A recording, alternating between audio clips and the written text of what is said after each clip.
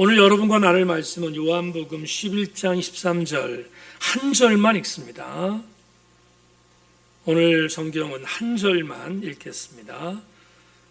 말씀을 봉독하면 아멘으로 화답하고 자리에 앉기를 바랍니다. 믿음으로 모세가 났을 때에 그 부모가 아름다운 아임을 보고 석 달 동안 숨겨 왕의 명령을 무서워하지 아니하였으며. 아멘, 아멘. 자리에 앉겠습니다. 자, 오늘 여러분과 함께 말씀의 은혜를 나누겠습니다. 한번 기도하고 말씀의 은혜를 나누죠. 하나님 감사합니다.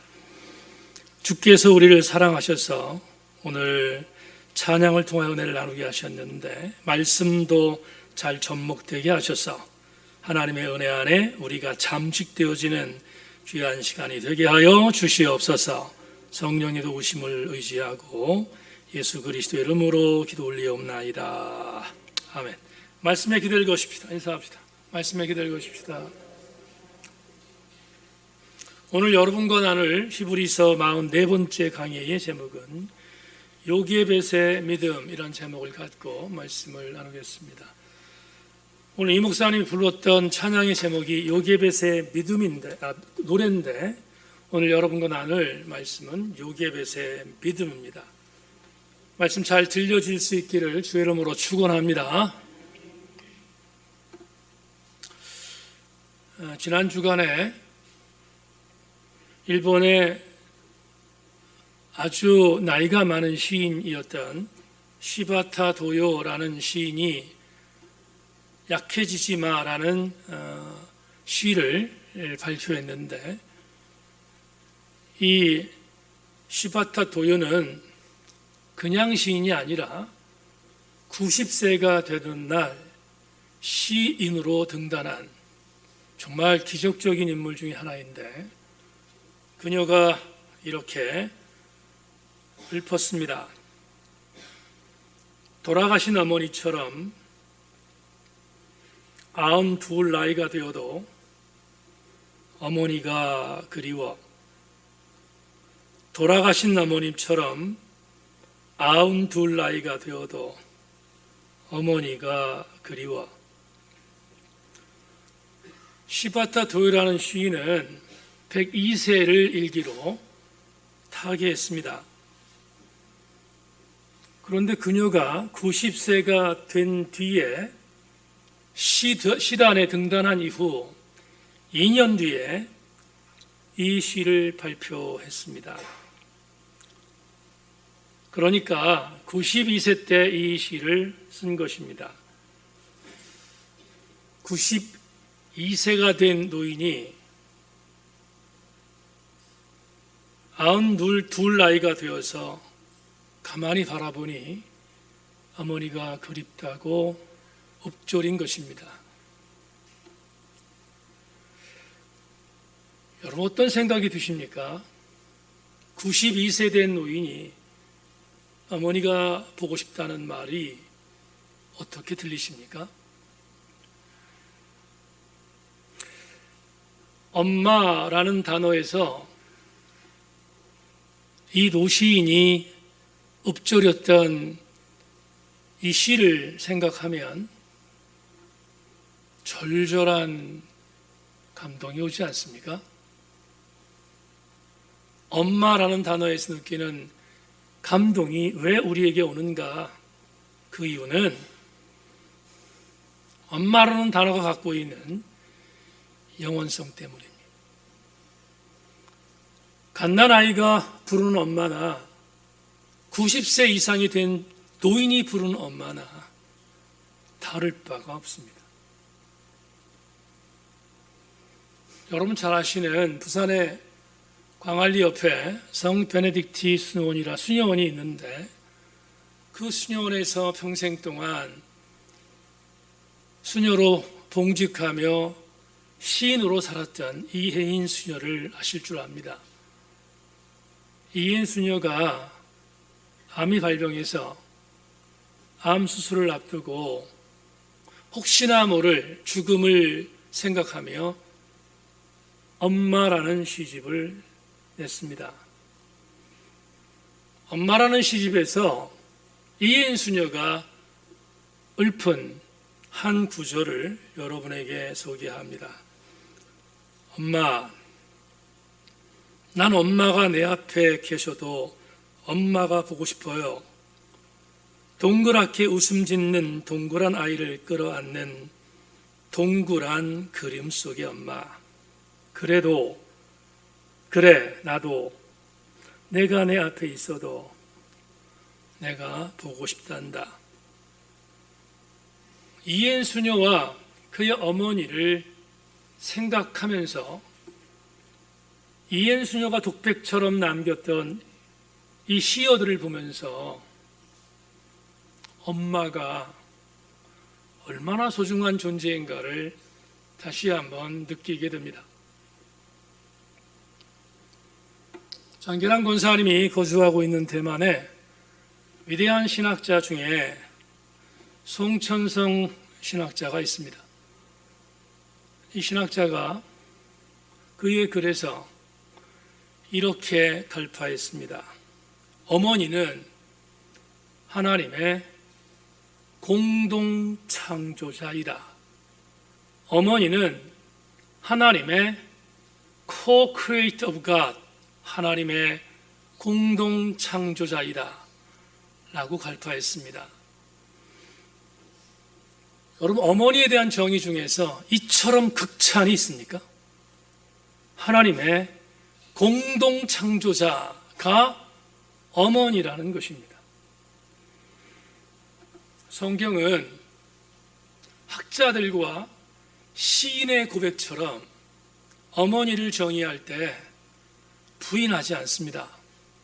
어머니의 위대성과 어머니의 영원성을 부인하지 않습니다. 오늘 여러분과 한 엄마의 이야기를 본문을 통해서 나누려고 합니다.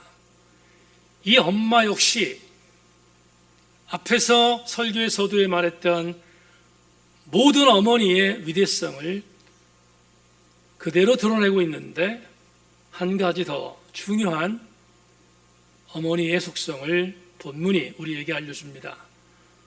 오늘 우리는 이 어머니에 대하여 접근해 보겠습니다. 오늘 여러분과 읽은 본문은 단 1절입니다. 믿음장 히브리서에서 1절만 택했습니다.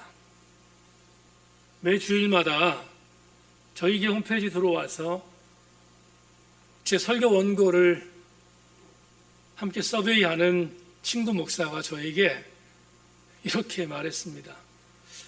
이 목사, 이번 주가 히브리서 44번째인데 언제 끝나냐?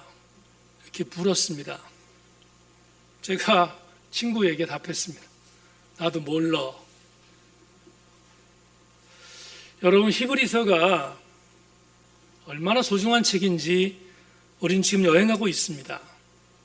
조금 느리더라도 본문 속에 담겨있는 하나님의 은혜를 놓칠 수 없어서 오늘도 1절만 한 절만 택한 것입니다. 사실은 다음 주에 볼 모세의 믿음과 오늘 본문은 연장되겠지만 오늘 본문 하나만 갖고도 여러분과 함께 나눌 은혜가 엄청나서 오늘 1절만 택한 것입니다. 다시 한번 본문을 보시면 이렇게 기록되어 있습니다. 믿음으로 모세가 낳았을 때에 그 부모가 아름다운 아이임을 보고 석 달 동안 숨겨 왕의 명령을 무서워하지 아니하였으며. 노란색 보이시죠? 믿음으로 모세가 낳았다라는 이 구절을 주목해 주기를 부탁합니다. 여러분, 모세가 태어났습니다.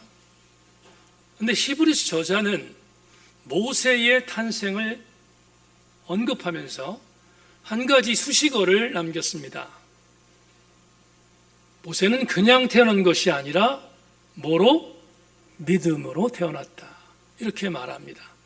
그렇다면 히브리서 저자가 말하고 있는 이 믿음으로 모세가 탔다는 말이 과연 무슨 의미가 있는지를 지금부터 여러분에게 부연 설명하겠습니다. 오늘 본문은 모세는 태어났지만 모세의 부모가 누구인지 밝히지 않습니다. 부모의 이름이 나오지 않기 때문입니다. 그런데 우리는 이미 모세의 부모가 어떤 사람들인지를 압니다. 그 이유는 우리에게는 출애굽기라는 성경이 있기 때문입니다. 출애굽기 1장과 2장은 오늘 본문의 주인공인 모세의 부모가 등장합니다. 그 부모가 누구인지 추적해 보십시다. 출애굽기 6장 20절을 보시면 이렇게 말씀하고 있습니다. 아므람은 그들의 아버지 누이 요게벳을 아내로 맞이하였고 그는 아론과 모세를 낳았으며 아브람의 나이는 137세였다. 출애굽기의 성경적 내용을 보면 이해가 안 되는 부분이 하나 있습니다. 이름은 밝혀졌습니다. 모세의 아버지 이름은 아므람, 그의 어머니의 이름은 요게벳입니다. 그런데 오늘의 문화적 상태로, 오늘의 사회적 구조로 생각하면 말도 안 되는 내용이 하나 담겨 있습니다. 모세의 아버지 요게벳이 때가 되어 아내를 찾아서 장가들었습니다. 그런데 그 아내가 오늘 분명히 출애굽기 6장 20절에서 그들의 아버지의 누이였던 요게벳이었다, 누이였던 요게벳이었다 이렇게 표현을 하고 있단 말이죠. 그렇다면 오늘의 사회적 구조로는 이해할 수 없는 일이 하나 벌어진 것인데 모세의 아버지는 고모를 아내로 맞이한 것입니다. 이 말을 성경적인 용어로 뭐라고 하죠? 근친결혼이다 이렇게 말합니다. 여러분, 근친결혼이 오늘의 입장에서 바라보면 되지 않잖아요. 오늘의 입장에서 근친결혼은 허락되지 않습니다. 동성동본이 결혼하는 것이 허락된 지가 얼마 되지 않았지 않습니까? 말도 안 되는 소리지. 고모를 아내로 맞이한다는 게 말이 되겠습니까? 말이 안 되지. 그런데 아내로 맞이한 이유는 이 당시 모세 시대에는 근친 결혼이 전혀 문제가 되지 않았습니다. 또 한 가지, 우리는 왜 모세 아버지 아므람이 고모였던 요게벳을 아내로 맞이했는지에 대하여 한 가지 중요한 추적을 할 수 있습니다. 이어지는 출애굽기 2장 1절을 여러분에게 계속해서 알려드립니다. 레위 가족 중 한 사람이 가서 레위 여자에게 장가 들었다. 그러면 여러분, 모세의 부모의 정체성이 나옵니다. 아버지 아므람도 레위 지파, 어머니 요게벳도 레위 지파입니다. 당연하겠죠. 그렇다면 적어도 모세의 아버지였던 아므람이 고모였던 요게벳을 아내로 맞이한 이유는 딱 한 가지입니다. 출신 성분을 혼합하지 않기 위해서입니다. 레위 지파에 하나님이 주신 강력했던 그 은혜를 놓치고 싶지 않기 때문이었습니다. 레위 지파라고 하는 제상 지파의 반열에서 어긋나고 싶지 않았기에 아므람은 요게벳을 아내로 맞이한 것입니다. 이렇게 엄청난 영적인 부분에 있어서의 복선이 있습니다. 이 복선 끝에 태어난 아들이 모세입니다. 이렇게 모세가 태어난 것은 이스라엘 신앙 공동체의 영적인 정체성에서 조금 더 엇나가지 않는 아주 중요한 탄생입니다. 그런데 오늘 본문은 이것을 전제하면서 아주 중요한 하나의 시사점을 남기는데요. 오늘 본문 23절을 다시 한번 읽겠습니다. 따라오십시오. 믿음으로 모세가 낳았을 때에 그 부모가 아름다운 아임을 보고 3달 동안 숨겨 왕의 명령을 무소하지 아니하였다. 우리는 본문의 후반절에 대한 부분을 해석해야 합니다. 왕의 명령을 무서워하지 않았던 요게벳의 행위가 뭘까? 지금부터 이미 알고 계신 분이 계시지만 설교를 위해서 부연하겠습니다. 요셉은 우여곡절 끝에 애굽에 팔려가서 애굽에서 가진 고난을 당했지만 하나님이 그와 함께 계셔서 요셉의 국무총리에 등극했습니다. 그런데 하나님이 요셉에게 보여주셨던 조명은 앞으로 7년 동안 풍년이 될 것이다. 풍년이 될 것인데 그 풍년을 잘 이용해서 7년이 지나면 흉년이 될 것인데 그 흉년을 대비하라 하는 것을 모세에게 조명하셨습니다. 애굽의 국무총리였던 요셉은 이 조명에 대하여 각별하게 생각을 하고 미리 준비했습니다. 그래서 애굽은 7년 대흉년 때도 멀쩡했습니다. 문제는 요셉의 가족들이 살고 있었던 가나안이었습니다. 가나안은 대비가 없었기에 가나안에 살 수 없었던 지경이 오자 요셉은 그것을 알고 자기 아버지와 자기 형들이 있는 모든 식솔들을 애굽으로 피신시키는 데 성공합니다. 그래서 애굽의 왕이었던 바로가 특별하게 지정해 주었던 고센 지역에 거하게 됩니다. 그리고 그 고센에서 요셉의 식솔들은, 요셉의 가족들은 평안한 삶을 살게 되었습니다. 문제는 요셉이 그렇게 자기의 가족들을 돌보던 어간 요셉을 알지 못하는 왕이 등극했음을 성경이 증언합니다. 요셉이 알지 못하는 왕이 등극하자 요셉의 식솔들은 편안한 삶이 아닌 노예로 전락되었음을 출애굽기가 우리에게 보고하지 않습니까? 그렇다면 이 역사적 배경은 무엇을 근거하는 것인가? 근거가 있습니다. 요셉이 애굽에서 국무총리로 등극할 때 그때 이집트를 다스리는 민족은 힉소스 민족이었습니다. 힉소스라는 단어는 이집트 원주민이 아니라 아시아 계통에 있었던 사람 중에서 세력을 확장해서 이집트를 점령했고 이집트를 점령했던 힉소스 민족은 주전 18세기부터 16세기 사이에 이집트를 지배했습니다. 그러니까 주전 16세기부터 18세기에 이집트를 지배했던 힉소스 민족이 통치할 어간, 그 어간이 요셉이 식솔들을 데리고 자기의 모든 가족들을 애굽에 정착하게 만든 시기와 맞닥뜨려집니다. 이게 어떻게 가능했을까? 아무리 생각해봐도 요셉은 가나안 출신인데 이집트 백성이, 이집트의 어떤 국력이, 어떤 통치하는 권력이 아무리 꿈을 해석했다고 할지라도 요셉을 국무총리로 등극하는 것은 말이 되는가? 이 내용을 차준희 교수가 자기의 책에서 소상히 해석합니다. 차준희 교수의 해석을 여러분에게 소개합니다.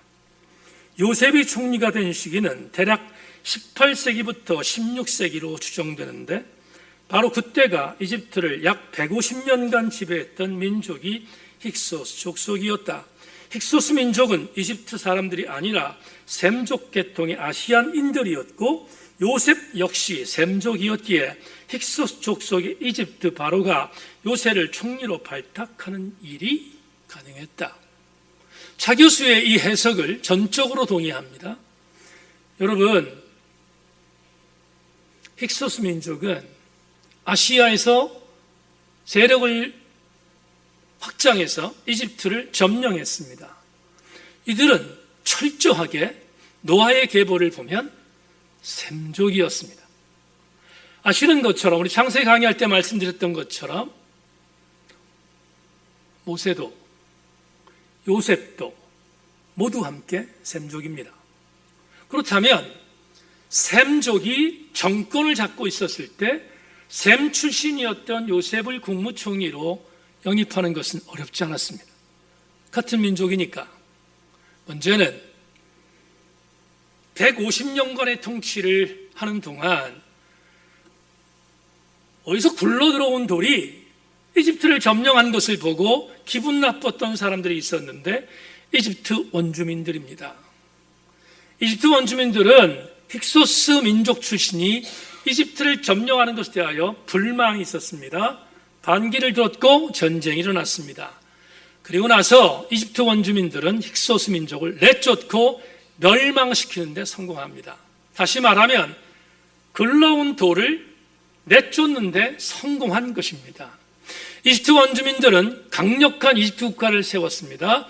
여러분 가끔 텔레비전에서 이집트의 바로를 볼 때 이상한 가면 쓴 사람처럼 보이는 그런 얼굴을 보신 적이 있지요? 그 사람이 바로 투탕카멘입니다.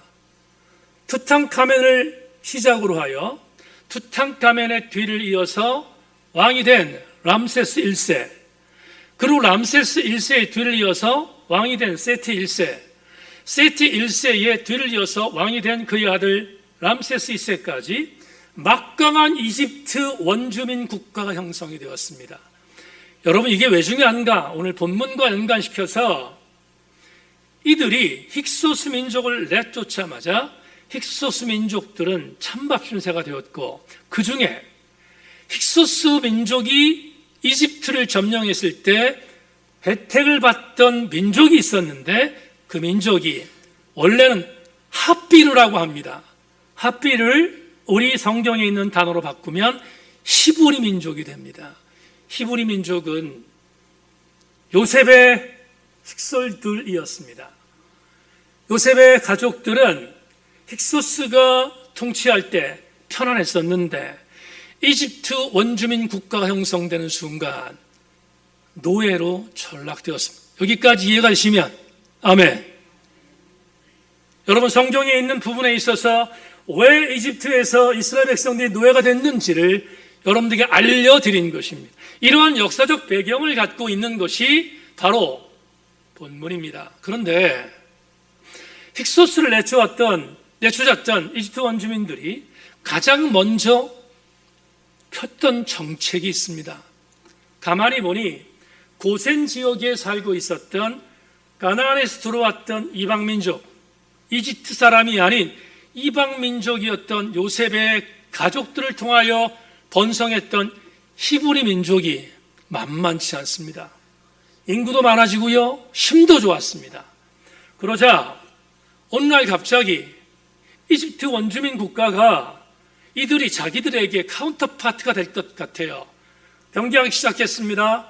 정책 두 개를 핍니다. 첫 번째 정책은 성경에 기록된 것처럼 이스라엘 백성들에게 중노동을 시키기 시작합니다. 라미세스의 동상을 세우고 국고성 비돔을 세우는 그런 무지무지한 노역을 그들에게 맡깁니다. 왜냐하면 그들이 그런 노역을 감당하면 번성하지 못할 것이라고 믿었기 때문입니다. 그런데 하나님은 이스라엘을 도왔습니다. 계속해서 번성했습니다. 여러분 아시는 것처럼 모세가 이스라엘 백성들이 애굽에서 탈출 나올 때 약 200만 명 정도 나왔다고 하면 엄청난 국가적인 부흥을 이룬 것이 아니겠습니까? 이것은 이집트 백성들에게 경계의 대상이었습니다. 중노동을 시켰음에도 불구하고 이스라엘이 줄지 않습니다. 그러자 최후의 두 번째 정책을 핀 것이 성경에 기록된 것처럼 고센이라는 이스라엘의 개토 지역에 머물고 있었던 이스라엘 가정 중에서 남자아이들이 나면 죽이는 것이었습니다. 바로 이때 누가 탄생했습니까? 모세가 탄생했습니다. 지금까지 여러분들에게 이 내용들을 이렇게 읊은 이유는 모세가 이 시대에 태어났다는 것을 알려드리기 위해서입니다. 모세는 남자아이였습니다. 그러므로 죽어야 마땅한데 어머니 요게벳이 숨겨서 키웠습니다. 그러나 아이가 태어난 지 3개월이 되자 더 이상은 아이의 울음소리 때문에 숨길 수가 없었습니다. 특단의 조치가 필요했습니다. 어떻게 할까? 그 내용이 출애굽기 2장 2절로 4절에 기록되어 있습니다. 자막 보십시오. 그 여자가 임신한 아들을 낳으니 그가 잘생긴 것을 보고 3달 동안 그를 숨겼으나 더 숨길 수가 없게 되매 그를 위하여 갈대 상자를 가져다가 역청과 나무진을 칠하고 아기를 거기에 담아 나일강과 갈대 사이에 두고 그의 노이가 어떻게 되는지를 알려고 멀리 섰더라. 이미 아는 구절이지요. 오늘 이상민 목사가 찬양했던 요게벳의 노래에 담겨있는 가사말이기도 합니다. 아이가 울자 더 이상은 숨길 수 없어서 갈대 상자에 진을 칠해서 거기에 모세를 담아 나일강으로 떠나 보낸 사건. 우리는 이 갈대 상자를 히브리어로 테바라고 하는데 이 테바는 여러분 잘 아시는 노아의 방주할 때 방주라는 단어와 똑같은 단어입니다. 테바에 담아서 나일강으로 3개월밖에 안 된 모세를 떠나 보냈습니다. 이 구절을 공동번역 성경으로 다시 읽겠습니다. 따라오십시오. 레위 가문의 한 남자가 있었는데 그는 같은 레위 가문의 여자를 아내로 맞았다. 아내가 아기를 베어 사내 아이를 낳았는데 너무나도 잘생겨서 3달 동안을 숨겨서 길렀다.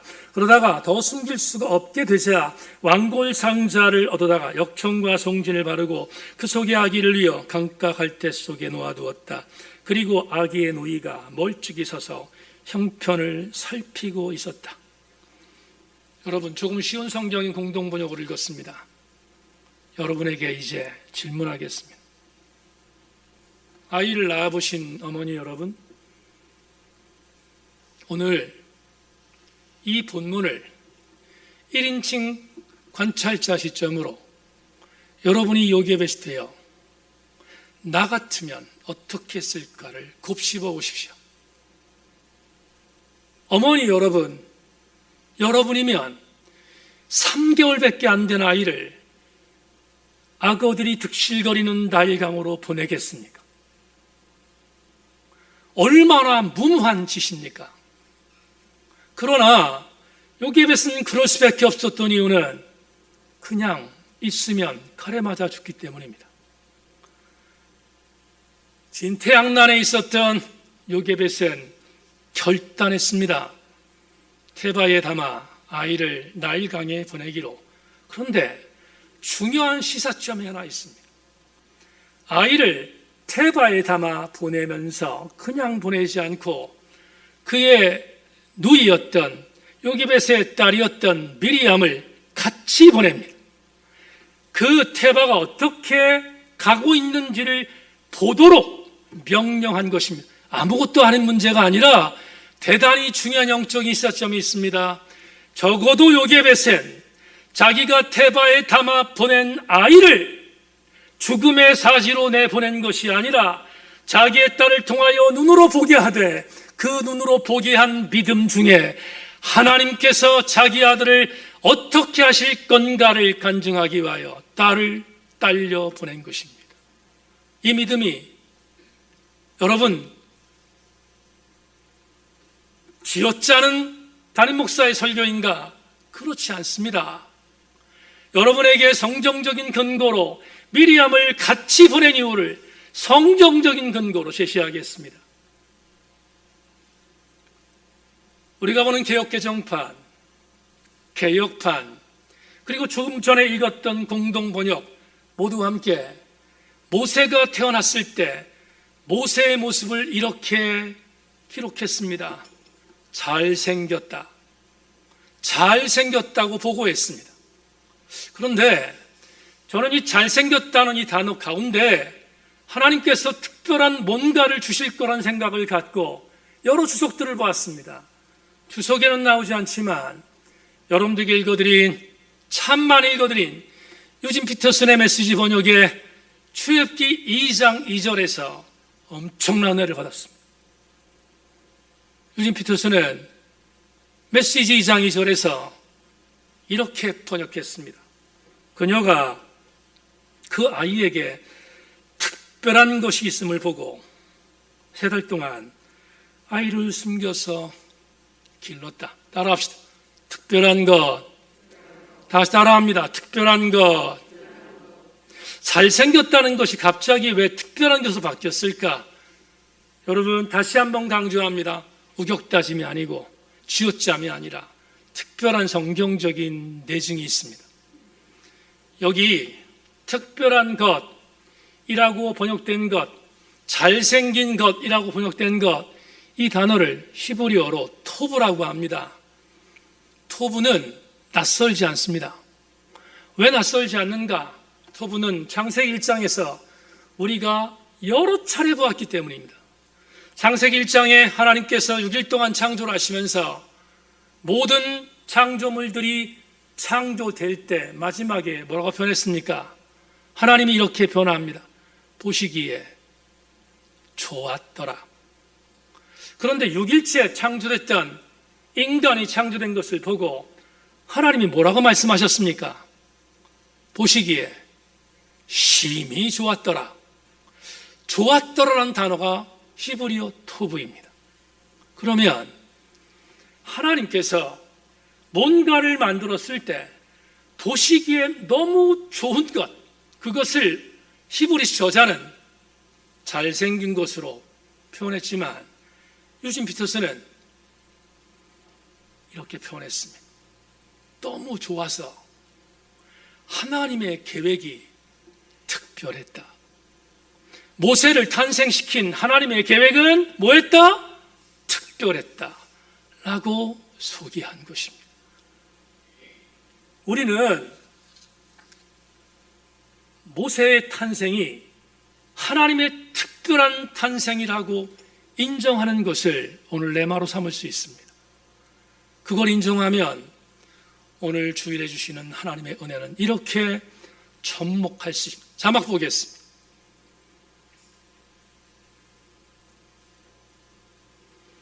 (9월) 세 번째 주에 주일 예배를 지키시는 교우 여러분, 우린 히브리 11장에서 믿음을 나누고 있습니다.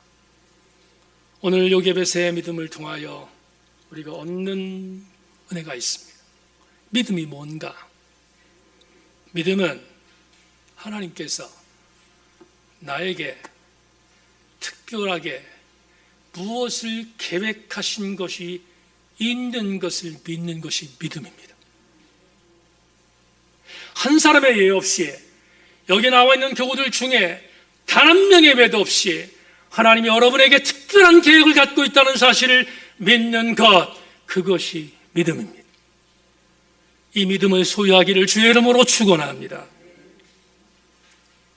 우리는 요게벳이 테바의 아들을 담아 자기의 딸을 지켜보도록 보냈다는 이 본문을 통하여 놀라운 은혜를 받게 됩니다.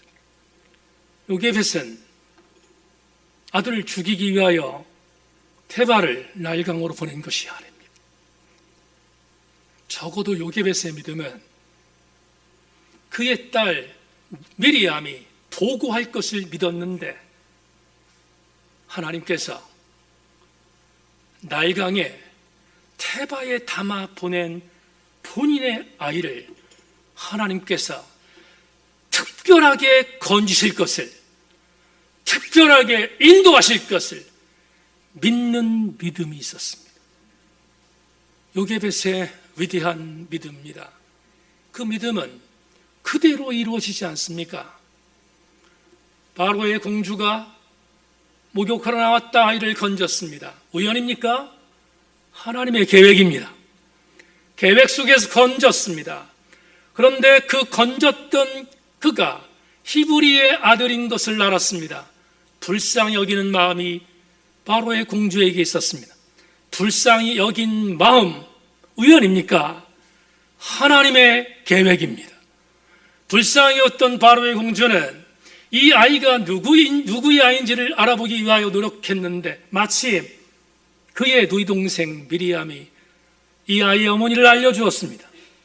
그리고 이 아이의 어머니에게 이 아이를 젖을 먹일 것을 제안하자 바로의 공주는 그대로 따랐습니다. 우연입니까? 우연 아닙니다. 하나님의 특별하신 계획이었습니다. 특별하신 계획, 이것을 히브리서 저자는 오늘 모세는 그래서 믿음으로 태어났다고 고백한 것입니다. 우리는 신앙생활하며 바로의 공격과 같은 무시무시한 통력에 시달립니다. 듣지 않으면 어떻게 될지 모르는 여러 가지의 위험에 직면합니다. 우리들의 현실입니다. 예외는 존재하지 않습니다. 그런데 요게벳은 왕의 명령을 거절했습니다. 왜 거절했는가? 도저히 받아들일 수밖에 없는 강력한 통력과 대세의 힘보다 하나님의 특별하신 은혜가 더 크다는 사실을 믿었기 때문입니다. 요게벳은 이 믿음을 갖고 달려갔습니다. 박연홍 권사님이 병원에 입원해 있습니다. 김변미 집사가 지난하지만 치료에 돌입해야 합니다. 본인들이 바라볼 때 힘들고 어렵습니다. 주변에서 포기하자고, 주변에서 이런 일들을 여러 번 경험했으니까 여러분의 경험 속에서 잣대를 두고, 그리고 이 모든 것들에 대한 부분은 순리대로 이룰 것을 공격할 때가 있습니다. 심지어 가장 가까운 사람들이 그렇게 공격할 때가 있습니다. 사랑하는 교회 여러분, 사랑하는 이 설교를 듣고 있는 환우 여러분, 흔들리지 마십시오. 왜냐하면 하나님께서 여러분들을 더 역사하실 그 힘이 바로의 힘보다 크다는 사실을 믿을 수 있기를 주의 이름으로 축원합니다. 그걸 믿는 것이 믿음인 것입니다. 수많은 사람들 우리에게 넘어지도록 공격하지만 하나님의 힘을 믿는 자는 넘어지지 않습니다. 하나님의 힘을 믿는 자는 바로의 공격을 뛰어넘는 하나님의 능력으로 살아갑니다. 그것을 오늘 히브리서 저자는 특별하게 계획하신 하나님의 은혜라고 선포하고 있습니다. 한비야 씨를 아십니까? 많은 사람들이 비난의 대상으로 주었던 한비야 씨, 아주 오래전 그건 사랑이 엇내는 수필집에서 그가 월드비전의 국제 구호 팀장으로 일할 때 여러 가지 많은 힘든 일이 있을 때 미국인 선교사가 글을 보내주었습니다. 그 글을 그 책에 담아 놓았습니다. 천길 벼랑 끝 100m 전 하나님이 날 밀어내신다. 나를 긴장시키려고 그러시나 100m 전, 10m 전 계속 밀어내신다. 이제 곧 그만두시겠지. 1m 전 더 나아갈 데가 없는데 설마 더 미시진 않을 거야. 벼랑 끝 아니야. 하나님이 날 벼랑 아래로 떨어뜨릴 리가 없어. 내가 어떤 노력을 해왔는지 너무나 잘 아실 테니까. 그러나 하나님 벼랑 끝자락에 간신히 서 있는 나를 아래로 밀어내셨다. 그때 알았다. 나에게 날개가 있다는 것을. 날개가 무엇입니까? 오늘 예배 참석하신 교회 여러분, 날개가 무엇입니까? 하나님께서 수많은 공격이 있는 상황이 있지만 그 공격보다 더 큰 은혜로 각별하신 계획을 갖고 나를 만드셨다는 것이 날개입니다. 이 날개를 여러분 펼칠 수 있기를 소망합니다. 이 날개는 우리에게 주신 하나님의 은혜입니다. 이 날개를 꺾지 마십시오. 우리 모든 성도들은 하나님이 우리를 특별하게 만드셨고, 아멘, 특별히 일하실 것까지 믿는 믿음의 주인공들이 되실 수 있기를 주의 이름으로 축원합니다. 말씀 맺겠습니다. 요게벳의 시대로 돌아가 말씀을 마무리합시다. 요게벳은 아들을 낳은 지 3개월이 지난 뒤에 아이가 울음이 커지자 더 이상은 숨길 수 없어서 나일강으로 아들을 보냈다고 성경은 말합니다. 분명한 현실은 바로의 풍력은 무시무시한 통력이었다는 것입니다. 그런데 오늘 본문에서 히브리서 저자는 왕의 공격에 굴복하지 않았음을 우리에게 말하고 있습니다. 모세 시대에 바로의 공격은 무시무시한 공격이었습니다. 통력이었습니다. 21세를 살아가는 오늘 우리는 어떻습니까? 저와 여러분은 어떻습니까? 바로의 공격이 없습니다. 내가 한국에서 예수 그리스도를 믿는다고 해서 나를 공격하거나 살해하겠다는 사람은 존재하지 않습니다. 그러나 21세기 2022년 9월 18일 사는 오늘 우리, 이 현장은 요셉이 살았던 시대와는 비교할 수 없는 더 무시무시한 통력에 노출되어 있습니다. 어떤 통력입니까? 무신론의 시대에 하나님을 무시하는 사람들이 팽배합니다. 팬데믹 3년을 지나면서 교회를 무시하는 사람들도 들끓고 있습니다. 그리고 더 무시무시한 것은 이제는 인간이 하나님이라고 강요하는 호모데우스의 시대입니다. 이것보다 더 무서운 통력이 어디 있습니까? 이 시대에 이 무시무시한 통력 속에서 저와 여러분들이 한복판에 살고 있습니다. 한 가지를 놓치지 마십시다. 요게벳도 그랬지만 우리도 믿어야 할 것이 있습니다. 요게벳을 통하여서 아들 모세를 이 땅에 보내셨고, 요게벳을 통하여 내 아들은 특별한 나의 섭리야 라는 믿음을 주심으로 모세를 바로 세워 430년간 고통 중에 있었던 이스라엘 신앙 공동체를 해방시켰던 것처럼, 오늘 이 무시무시한 시대에 하나님이 저와 여러분을 이 땅에 보내신 것은, 그리고 그리스도인으로 살아가도록 만드신 것은 하나님이 여러분에게 특별한 계획을 갖고 있음을 명심하고, 우리 함께 이 시대를 믿음으로 극복해 나가는 승리하는 주인공 되기를 주님의 이름으로 축원합니다. 하나님 감사합니다. 오늘 말씀의 은혜를 나누었습니다. 흔들리게 만드는 시대, 요동치게 만드는 시대, 무시무시한 폭력이 임하는 시대, 사랑하는 교우들 모두가 하나님 나를 여기에 그리스도인으로 살게 하신 이유는 나를 통하여 하나님이 특별하신 일을 계획하고 있다는 것을 우리가 인지하고 이 믿음에서 흔들리지 않게 하여 주시옵소서.